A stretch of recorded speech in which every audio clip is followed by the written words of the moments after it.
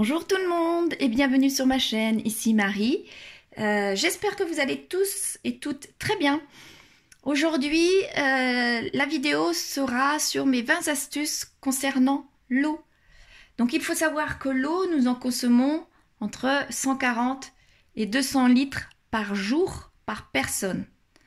Répartis à quelque chose près, un tiers pour les toilettes et 40% pour l'hygiène. L'eau, nous en avons besoin tous les jours, tout le temps, en réalité, besoin pour se laver. C'est vrai qu'en ce moment, on se lave beaucoup les mains depuis le Covid, mais nous avons déjà besoin pour se laver très souvent.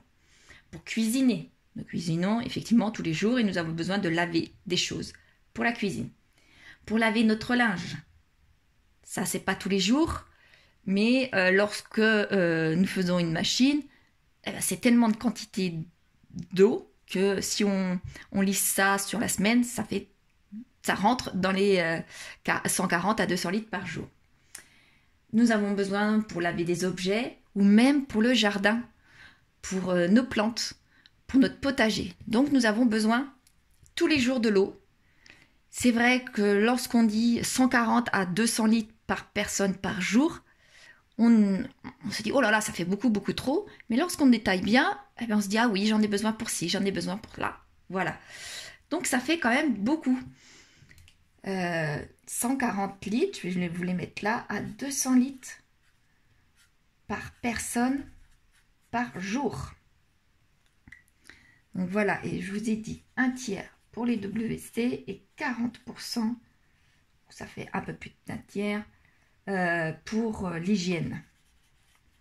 Voilà. Donc, où est-ce que nous pouvons faire des économies d'eau? Bon, je vous en ai listé 20. Donc, c'est parti. Allons voir ce que j'ai pu vous trouver. Donc là, partout, je vais vous mettre. Donc, partout. On peut utiliser des mousseurs, vous savez, au bout des robinets, on peut acheter des petits mousseurs, ça nous fait arriver beaucoup plus d'eau, enfin pas d'eau, n'importe quoi, beaucoup plus d'air, et la quantité d'eau est donc moindre, parce qu'on n'a pas besoin d'avoir à chaque fois autant d'eau.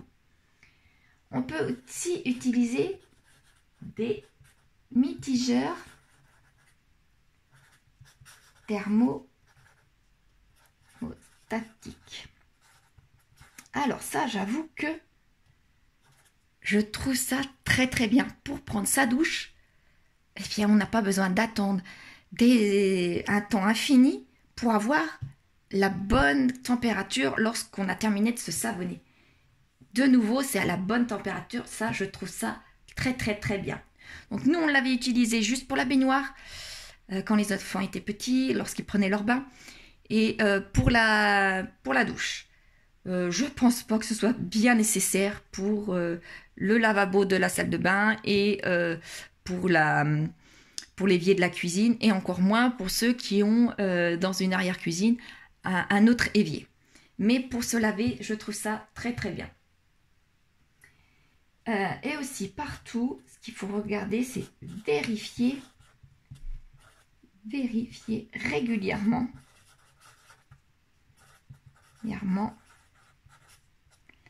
les fuites, parce que ça peut être une toute petite goutte par-ci par-là, et on pense que juste on a mal refermé le robinet, alors que non, c'est une fuite.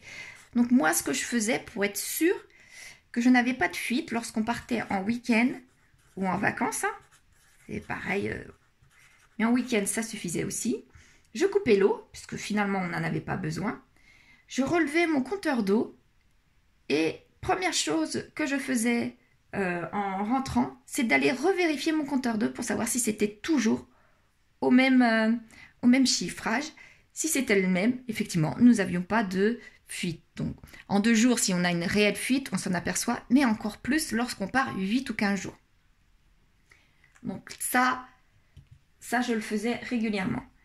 Alors maintenant, pour les toilettes, ce que je faisais, c'est que je mettais une petite bouteille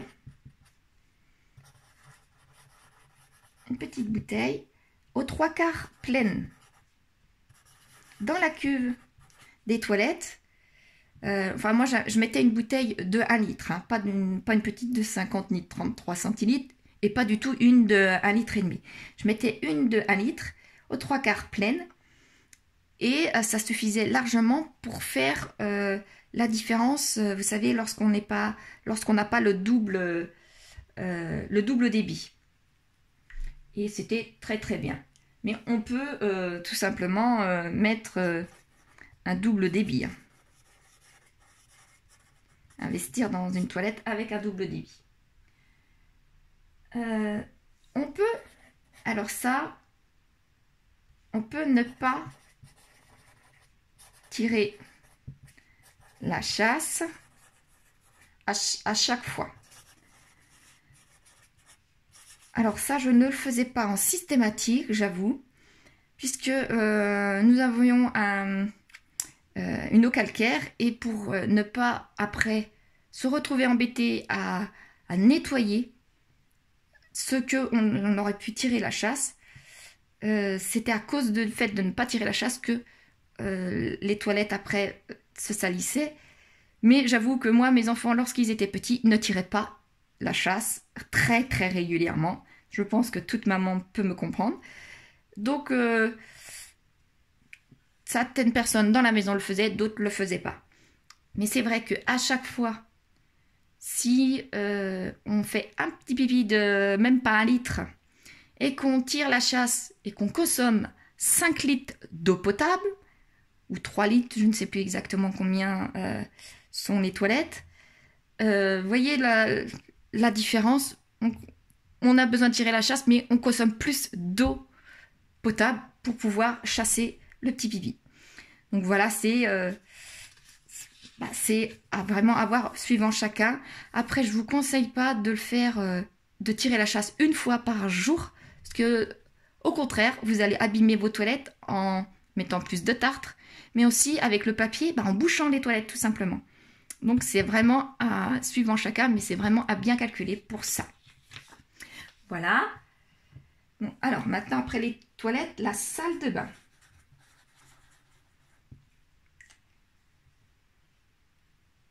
Alors là, coupez l'eau quand on se savonne. Savonne. Alors, on avait même... pardon. On avait... ça, je peux vous dire que ça, ce n'est absolument pas compliqué de couper l'eau. Au contraire, lorsqu'on se savonne, on se réchauffe. Donc, on ne peut pas dire non, je coupe pas l'eau parce que j'ai froid. À partir du moment que vous mettez une paroi de douche, vous restez dans la chaleur. Alors là, après, prendre des douches au lieu de bain.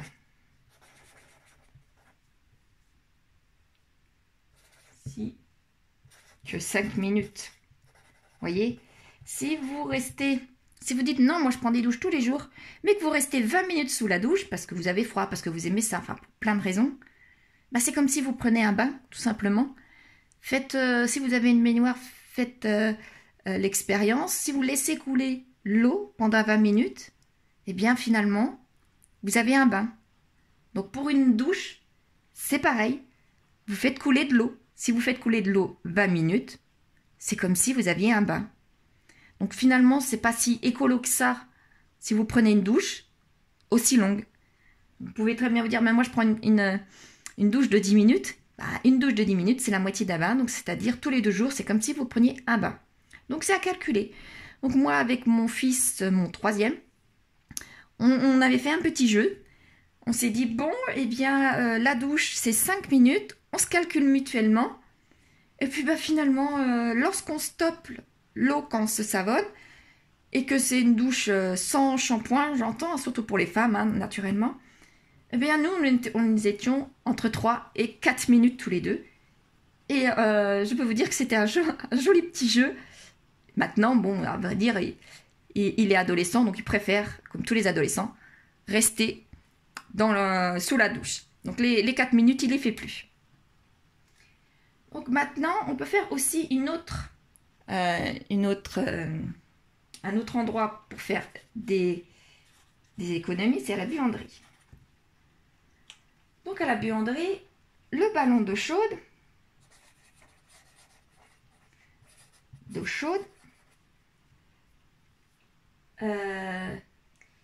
on l'éteint quand on est absent, pour les week-ends, pour les vacances. Et on le met à 60 degrés maxi.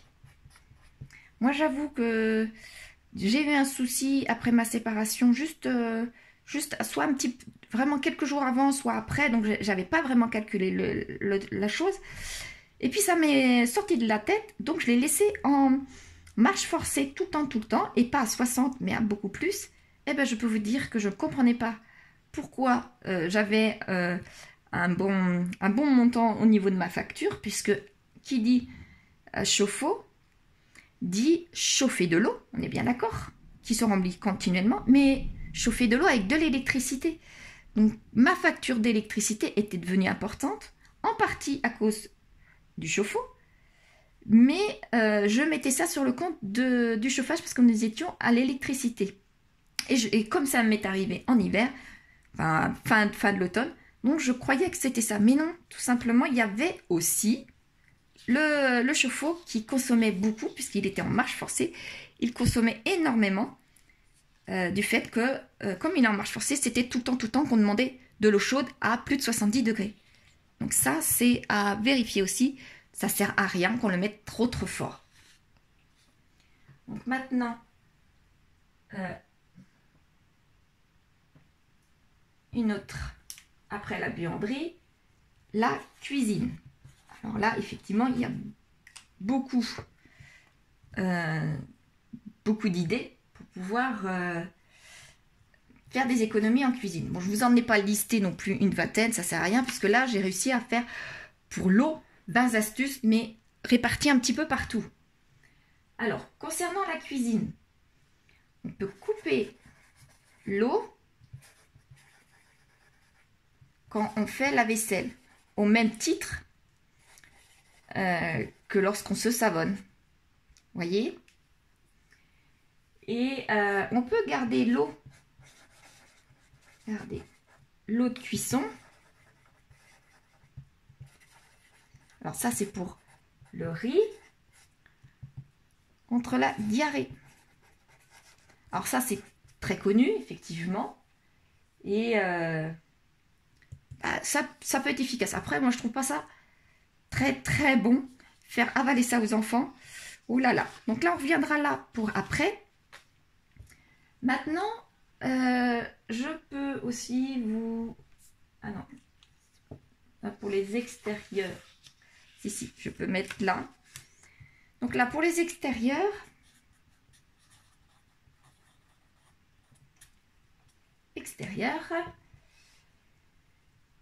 donc on peut s'en servir en tant que désherbant. Désherbant pour l'eau de cuisson des pommes de terre. Donc moi, je pense que tout simplement, les pommes de terre avec l'amidon doit y faire quelque chose. Mais c'est le fait aussi d'avoir de l'eau bouillante qui doit aussi faire fonctionner. Donc on arrose le soir à la fraîche. Ça aide quand même beaucoup plus. Ce que j'ai trouvé durant les dernières années, qui est très bien, qui permet de gagner énormément d'eau, c'est le paillage. Après, il faut pouvoir savoir doser la hauteur du paillage et quelle sorte de paillage.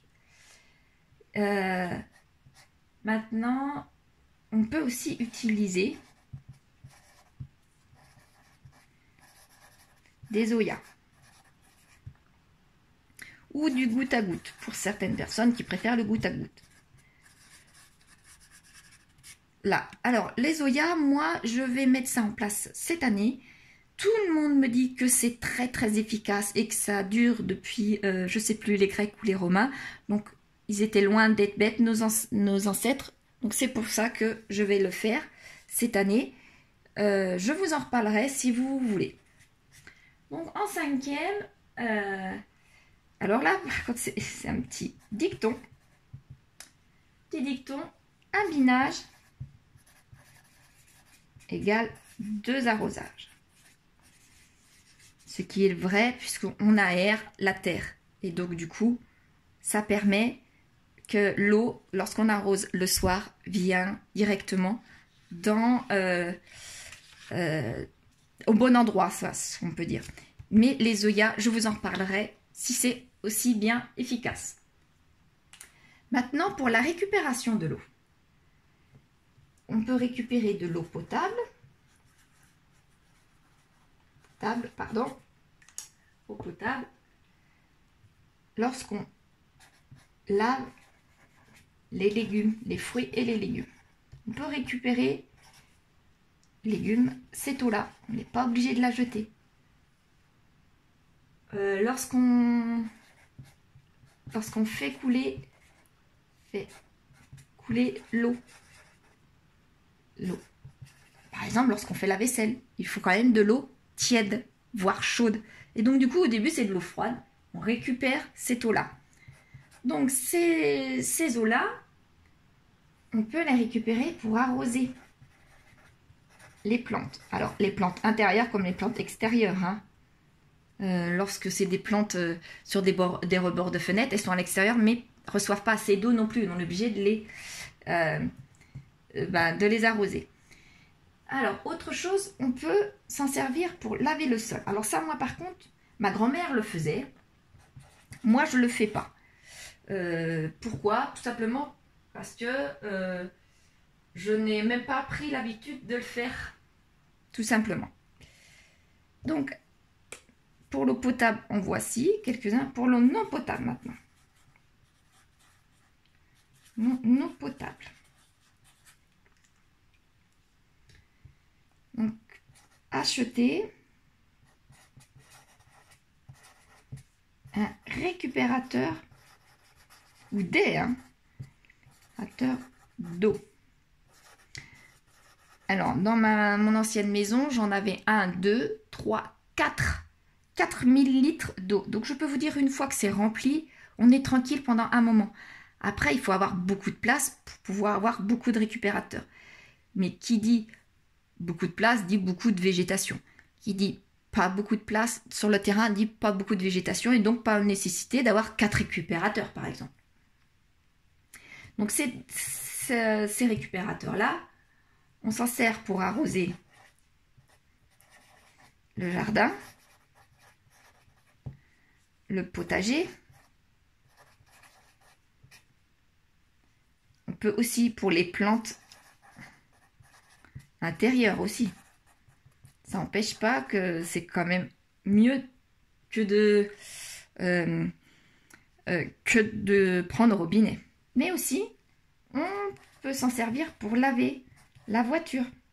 Bon, il faut que l'eau soit très propre parce que sinon, on risquerait de rayer la voiture, ce genre de choses-là. C'est pas forcément ce qu'on recherche non plus. Donc là, je vous ai pas mis, j'ai plus de feuilles d'ute, mais je peux vous le mettre là. Je vais me mettre là pour aller plus loin. Donc ça, par contre, je pense que c'est pas donné à tout le monde dans la démarche, mais aussi dans la faisabilité. Et puis, des toilettes sèches. Est-ce que tout le monde est prêt psychologiquement? Donc ça, par contre, moi, je ne l'ai jamais fait. Les seules toilettes sèches que j'ai eu à utiliser, c'était lorsque j'étais chez ma grand-mère. Donc, lorsqu'on est enfant, rien n'est compliqué, on nous explique et on fait. Après, maintenant, peut-être qu'il va falloir qu'on en vienne dans les années à venir à ce genre de solution-là. C'est peut-être une solution. Dans un appartement, c'est certainement beaucoup plus compliqué à mettre en place que dans une maison et encore plus dans une maison à la campagne. Donc ça, c'est une astuce, mais qui ne peuvent pas aller pour tout le monde. Moi, je sais que je les ai utilisés, comme je vous disais, mais il y a très très très longtemps. Et puis, il n'y avait rien de compliqué à utiliser ça. Il n'y a pas d'odeur, il y a rien de compliqué. Voilà. Pour aujourd'hui, c'est terminé pour mes 20 astuces concernant l'eau. J'en ai encore d'autres, effectivement. Mais là, 20, c'est déjà pas mal puisque ça me fait déjà une très longue vidéo, encore une fois. Donc, je vous remercie d'avoir écouté cette vidéo. Et je vous dis à la prochaine pour une prochaine vidéo avec une autre sera plus sur l'eau, pardon, excusez-moi, sera certainement sur le véhicule cette fois-ci, ou un autre sujet. On verra. Mais je pense que ce sera sur le véhicule. Je vous remercie. Au revoir. Bonne journée.